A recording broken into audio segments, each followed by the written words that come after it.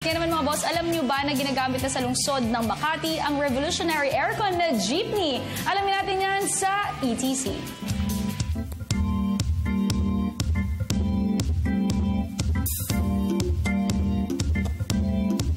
Jeepney, simbolo ng isang kultura at itinuturing nating national pride.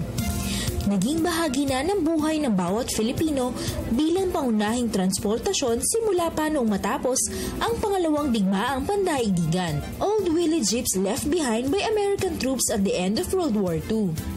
Isang maikling sasakyan jeep na kinatay, retrofitted and eventually stretched into long rugged vehicle. At dito na nagsimulang naging popular form of public transportation bansa. Tayo po yung inventor designer ng ating air condition na jeep.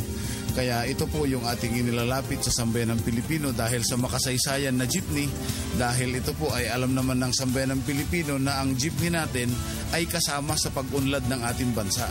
At isa lang ang ating transportasyon sa buong mundo.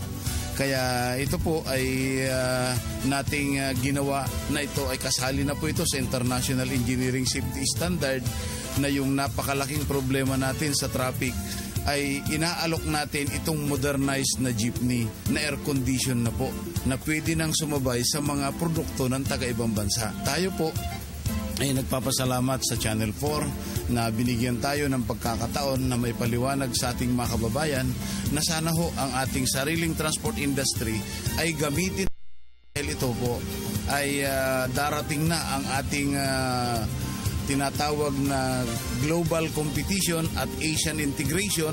So ito po ay hindi na tayo nakakahiya na i-introduce yung ating sariling transport industry. Sa lahat ng bagay may kompetisyon, katulad na lang noong 1996 na nauso ang FX. Subalit narito pa rin ang jeepneys na patuloy na nagseserbisyo sa masang Pilipino. Yung concept kasi ng ating jeep na ito ay yung competition dahil noong araw 1996 tinatalo na kami ng mga FX. So naisipan ko na nag-design naman tayo dahil operator pa ako ng jeep. So nag-design ako ng jeep na air condition. So na-improve natin ng na-improve hanggang sa dumaan na sa intellectual property rights na ito ay rehistrado na po, pumasa na DOST, pumasa na po sa Bureau of Product Standard. Kaya hindi na po nakakahiya na ang tawag kasi doon sa ating existing na jeep na ang pintuan ay nasa puwit, ang tawag sa international ay suicide door. Hindi daw natin makita kung nasaan yung safe side door. Kaya ito ngayon po yung ating ini-introduce na yung ating sariling transport industry ngayon na jeepney ay hindi na suicide door. Safe side door na po ang ating ginagamit at ang upuan ngayon ay para ng coaster at nakakalakad ka na sa loob ng jeep. Kaya naman para makasabay sa iba ay mayroong bagong klase ng sasakyan na dinevelop si Orlando Marquez. Kami po ay nagrekomenda ng mas malaking unit na coaster type na po doon sa mga main thoroughfare.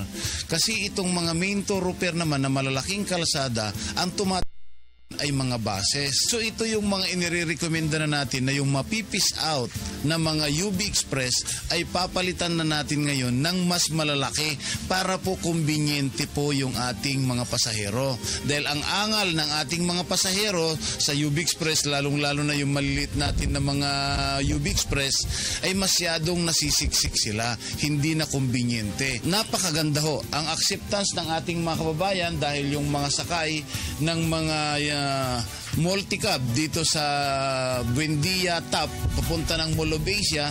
So naramdaman yung mga ilang tao kanina na sumakay at in-appreciate nila yung ating ipinakita ng mga makabagong teknolohiya na coaster type na magiging UB Express.